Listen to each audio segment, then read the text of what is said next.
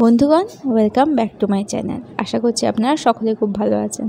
আজকে আমি ঈদ উপলক্ষে হাজির হয়েছি সিমুইয়ের একটা নতুন রেসিপি নিয়ে।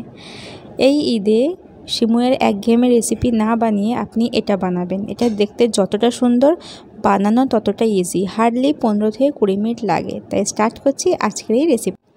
সবার প্রথমে আমার লাগছে এখানে 1/4 কাপ চিনি, আর এখানে 2টো এলাচ নিয়েছি আমি, যেটাকে একটু ক্রাশড করে নিয়েছি। সাথে থাকছে 1 চিমটে কেশর, এটা পুরোপুরি অপশনাল। আর তার সাথে আমি এখানে ড্রাই ফ্রুটস নিয়েছি, আলমন্ড আর কাজু নিয়েছি কিছুটা, সেটাকে আমি চপ করে নিয়েছি, দিয়ে সাইডে রেডি করে রেখেছি। এরপরে আমি নিচ্ছি কাস্টার্ড পাউডার ভ্যানিলা ফ্লেভারের 2 টিস্পুন নিয়েছি। এর সাথে আমি অ্যাড করছি মিল্ক। আপনি চাইলে এর পরিবর্তে জল অ্যাড করতে পারেন, কিন্তু মিল্ক দিলে অবশ্যই সেটা রুম টেম্পারেচারে হবে। আর এটাকে আমি আস্তে আস্তে ভালো করে মিক্স করব, যেন কোনো লাম্পস না থাকে। কাস্টার্ডটা রেডি করে আমি এটাকে সাইডে রেখে দেব। এবার যেটা লাগছে সেটা হলো সিমুই। এটাকে বলে সুজির সেমাই। এটা এখন বাজারে ইজিলি অ্যাভেলেবেলও আছে। এটা এরকম দেখতে হয়। এখানে আমি এটা নিয়েছি প্রায় 1/2 কাপের মতো সুজি সেমাই। এটা কাঁচা থাকে, এটাকে ভালো করে ভাজতে হয়। আর এটা যদি আপনার কাছে অ্যাভেলেবেল না থাকে, তাহলে আপনি এরকম যে ব্রাউন সেমাই, যেটা ভাজা সেমাই, এটাও আপনি ইউজ করতে পারেন। দুটোই দেখিয়ে দিলাম, আপনার কাছে যেটা অ্যাভেলেবেল আপনি সেটা দিয়ে এই রেসিপিটা বানিয়ে ফেলতে পারেন। এখন আমি একটা প্যান গরম করে নিয়েছি, তার মধ্যে আমি অ্যাড করছি 1 টিস্পুন ঘি। ঘিটা একবার মেল্ট হয়ে গেলে আমি এর মধ্যে দিয়ে দেব সিমুইটা। এখানে সিমুইটা অ্যাড করার আগে খুব ভালো হয় যদি আপনি এটা আরেকটু ভেঙে নেন, আর না হলে এরকম আমার মধ্যে একটু হাতা দিয়ে ওটাকে প্যানের মধ্যে ভেঙে নিলেও চলবে। তো এখন আমি এটাকে মিডিয়াম ফ্লেমে 2 থেকে 3 মিনিটের জন্য সিমুইটাকে আমি একটু ভেজে নেব, যতক্ষণ না এটার কালারটা চেঞ্জ হয়ে একটু গোল্ডেন ব্রাউন হচ্ছে। তা দেখতেই পাচ্ছেন এখানে হালকা হালকা কালার এসে গেছে, আর একটু সময় ধরে আমি এটাকে ভেজে নেব। এভাবে একটু কালারটা ডিপ হলেই আমি অ্যাড করে দিচ্ছি দুধ। প্রচণ্ড সাবধানে প্রথমে 1 কাপ আমি এখানে অ্যাড করছি, ফ্লেমটা একদম লোতে রেখে, আর তারপর বাকি দুধটা আমি এখানে অ্যাড করে দেব। ব্যাস, এরপর আমি এখানে দুধটাকে ফুটতে দেব। এখানে ফ্লেমটা থাকবে লো, আর আমি দুধের মধ্যে সিমুইটাকে সেদ্ধ হতে দেব। ভালোভাবে কুকড হওয়া পর্যন্ত আমাকে এটা ফুটিয়ে নিতে হবে। প্রায় 4 থেকে 5 মিনিট এখানে লেগে যাবে। আর এখানে দুধটাকে মাঝে মাঝে এভাবে হাতা দিয়ে চালাতে থাকতে হবে, নাহলে এটা নিচে বসে যেতে পারে। ব্যাস, আপনি বুঝবেন কি করে যে এটা সেদ্ধ হয়ে এসেছে।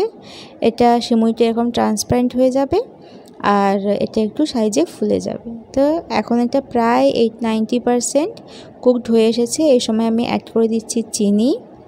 চিনিটা তখনই অ্যাড করব যখন সিমুইটা একবারে খুব ভালোভাবে কুকড হয়ে যাবে। এরপরে আর 1 থেকে 2 মিনিট আমাকে এটা নাড়িয়ে যেতে হবে, যতক্ষণ না চিনিটা পুরোপুরি ভালোভাবে মেল্ট হয়ে যাচ্ছে। নেক্সট আমরা অ্যাড করে দিচ্ছি কেশর আর ক্রাশড করে রাখা এলাচ। দুধের মধ্যে কেশরটা রং ছাড়তে একটু সময় লাগবে। এটাকে দিয়ে আমি একটু নাড়িয়ে থাকবো, আর কিছুক্ষণের মধ্যে দেখবেন খুব সুন্দর একটা কালার এসেছে। দেন আমরা দিচ্ছি কাস্টার্ড পাউডারের যে ঘোল বানিয়ে রেখেছিলাম সেটা অ্যাড করার আগে অবশ্যই ভালো করে মিক্স করবেন।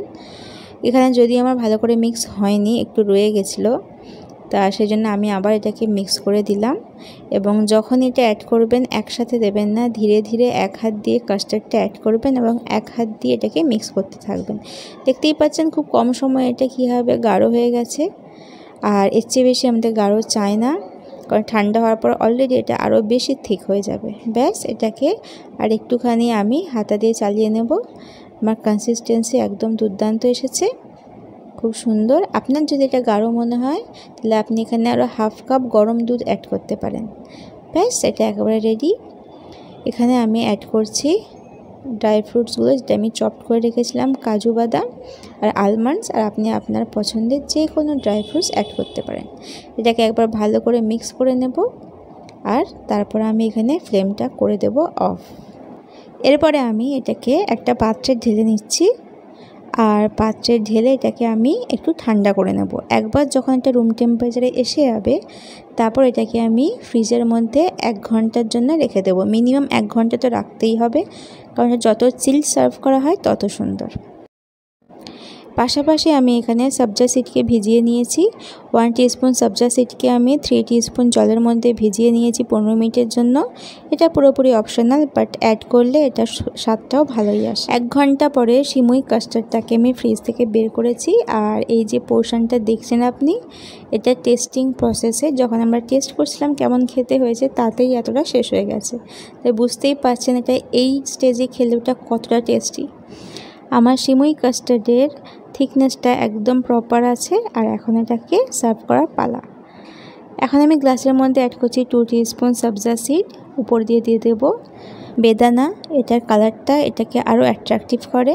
নেক্সট লেয়ারে আসছে আমাদের রেডি করে রাখা সেমাই কাস্টার্ড। এটা কতটা ক্রিমি আর মালাইওয়ালা আপনি দেখতেই পাচ্ছেন। তার উপরে লেয়ারে আছে বেদানা, আর তার উপরে আছে ছোটো ছোটো কুচি করে রাখা আপেল। এটা মুখে পড়লে খাওয়ার সময় দুর্দান্ত লাগে। আর একদম শেষে আবার উপর দিয়ে দেবো সেমাই কাস্টার্ডের লেয়ারটা। একদম শেষে গার্নিশ করব এখানে কয়েকটা বেদানার দানা আর ড্রাই ফ্রুটস দিয়ে। আমি এখানে বেদানা আর আপেল দিয়েছি, আপনি এখানে কলা অথবা আঙ্গুর দিয়েও এটাকে সাজাতে পারেন।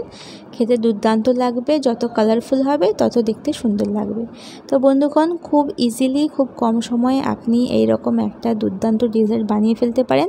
শুধু একটা কথা মনে রাখবেন যে সার্ভ করার আগের মুহূর্তে আপনি ফলগুলো অ্যাড করবেন, তা না হলে এই যে সিমুই কাস্টার্ডের যে রিচ অ্যান্ড থিক ক্রিমিনেস আছে এটা সেম থাকবে না।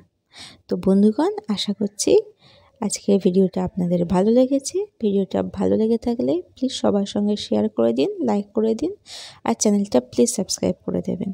আর এটা আপনি চাইলে আগের দিন চাঁদ রাতে সেমাইটা প্রিপেয়ার করে নিন, আর ঈদের দিন সকালবেলা এটা ঠান্ডা ঠান্ডা সার্ভ করুন। বন্ধুগণ, আপনাদের সবাইকে অ্যাডভান্স ঈদ মোবারক।